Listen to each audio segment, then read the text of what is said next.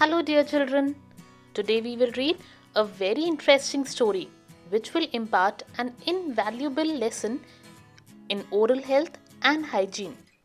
The name of the story is The Tooth Fairies and the Cleaning Factory by Zoni Matho, illustrated by maillustrations.com. Let us start with the story, The Tooth Fairies and the Cleaning Factory. Deep in the New Forest, where no big people ever went, there was a tiny little magical village called the Auden Gardens. Here, 3 little tooth fairies named Incisor, Canine, and Molar were busy at work in their factory. The 3 tooth fairies were all named after types of teeth. Incisor was tall and skinny with short pink hair. Canine was also tall with blue hair, and Molar was short, wise one with curly silver locks.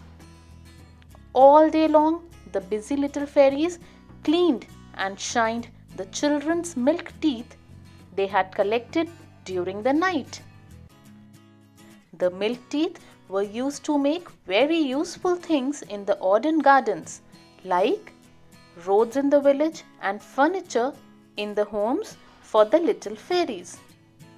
One day, Incisor realized that the teeth coming into the cleaning factory were not as strong as they used to be. "Oh dear," said Incisor. "These teeth are fragile and brittle, with holes and black spots. They crumble as soon as I try to polish them with my cloth. Whatever are we to do?"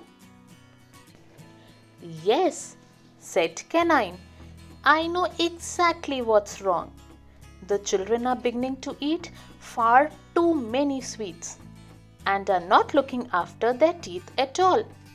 I know, we can fix it," said Molar, the wise one. She sounded quite excited by her grand idea.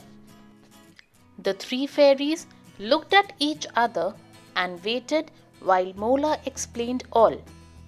As usual, it was a fabulous idea. The 3 of them wasted no time at all and got to work straight away. That night, it was Canine's turn to fly off and collect all the milk teeth from under the sleeping children's pillow.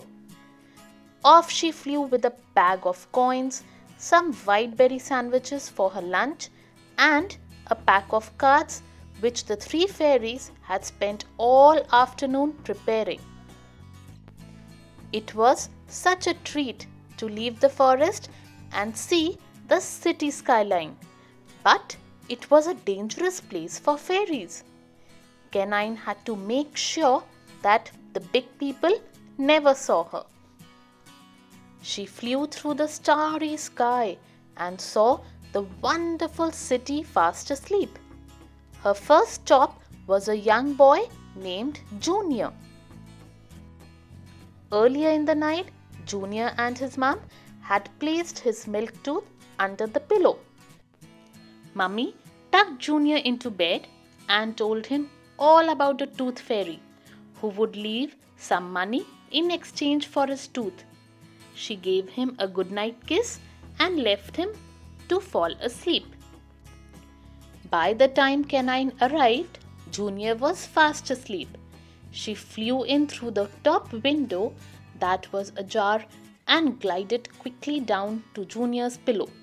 She perched beside him and braced herself in preparation for the task. Heave! She lifted the pillow and wedged herself between the pillow and the bed.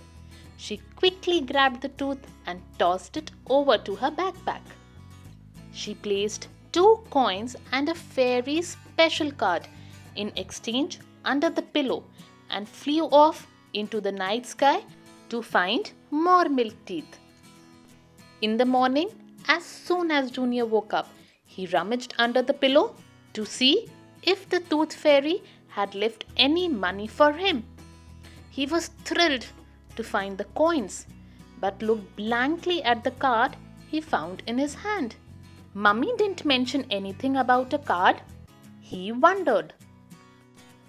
He read the card out aloud. The Tooth Fairies Guide to Healthy Teeth. First, eat healthy.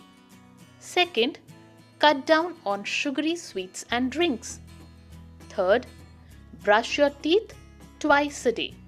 Fourth, use a fluoride toothpaste. Fifth, visit the dentist regularly. Back in the village of Auden Gardens, the fairies were very happy about the new information card they were giving to the children. Soon enough, the milk teeth coming into the factory were strong and healthy again. The end. I hope, children, you enjoyed this beautiful story. I am also sure you all must be taking good care of your teeth. If you don't, start it from today and always follow the 5 steps of the Tooth Fairies Guide. I would request you to please like the story, share it and subscribe to the channel. We'll be back with more stories soon. Until then, bye bye.